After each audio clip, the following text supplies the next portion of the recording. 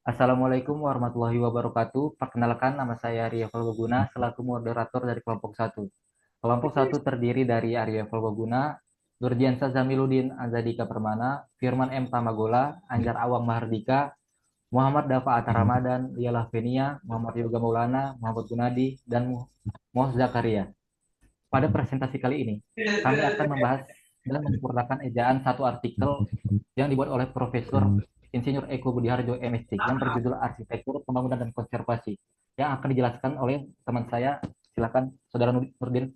Dalam konteks arsitektur, kita perlu pendekatan yang sembarangan dapat mengakibatkan kita kehilangan konteks dan makna yang sebenarnya. Oleh karena itu, penting untuk melakukan analisis yang mendalam secara rasional dan objektif. Seharusnya saling berdialog berbagai isu, termasuk pendidikan arsitektur di tanah air, serta perkembangannya di masa depan. Ada banyak topik menarik yang bisa dibahas, mulai dari perbaikan kurikulum dan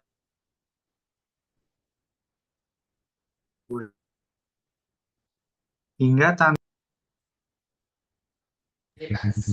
Salah satu isu penting adalah keterlibatan arsitek profesional dalam pendidikan, di mana mereka dapat berperan sebagai dosen sekaligus praktisi. Selain itu, pemahaman akan ilmu humaniora, pengetahuan sosial, dan apresiasi budaya juga sangat penting.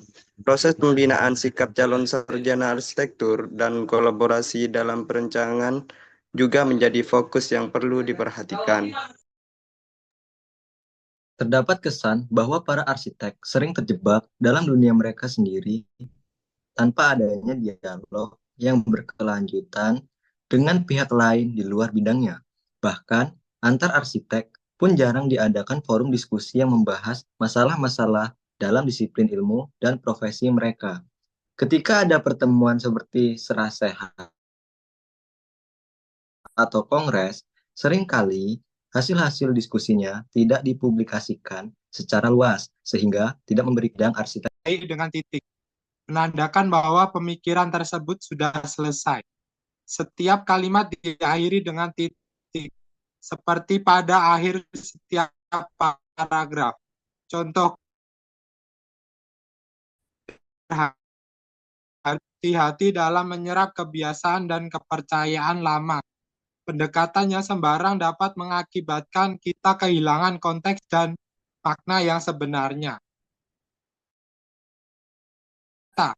Kita perlu menyerap kebiasaan atau kepercayaan lama. Penjelasan menandai akhir kalimat.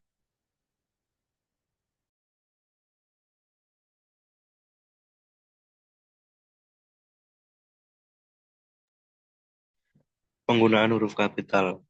Huruf kapital digunakan sebagai huruf pertama unsur nama, gelar kehormatan, keturunan, keagamaan, profesi, serta nama jabatan dan kepangkatan yang digunakan sebagai sapaan. Contoh kalimat para arsitek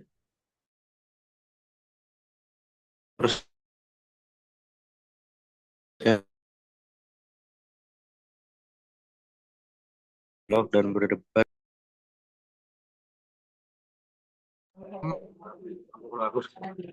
Belakang kata atau ungkapan penghubung antar kalimat. Seperti oleh karena itu, jadi dengan demikian sehubungan dengan itu dan meskipun demikian. Contoh, terdapat kesan bahwa para arsitek sering terjebak dalam dunia mereka sendiri tanpa adanya dialog yang berkelanjutan dengan pihak lain di luar bidangnya. Perbaikan, mereka sendiri tanpa adanya penjelasan, memisahkan elemen dalam kalimat untuk memperjelas makna.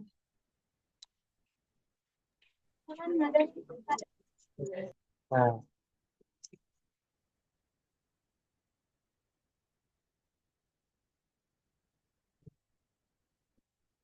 tanda hubung. Tanda hubung digunakan untuk menyambung unsur bentuk ulang. Contoh, ada banyak topik menarik yang bisa dibahas mulai dari perbaikan kurikulum dan silabus, hingga tantangan nyata yang dihadapi dalam praktik sehari-hari. Perbaikan sehari-hari. Penjelasan tanda hubung dapat digunakan untuk menggabungkan kata-kata yang terkait, meskipun di teks ini penulisannya tidak konsisten.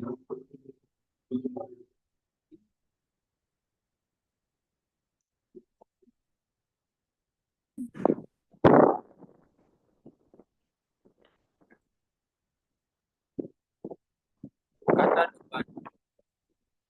seperti di, ke, dan dari ditulis terpisah dari kata yang begitu.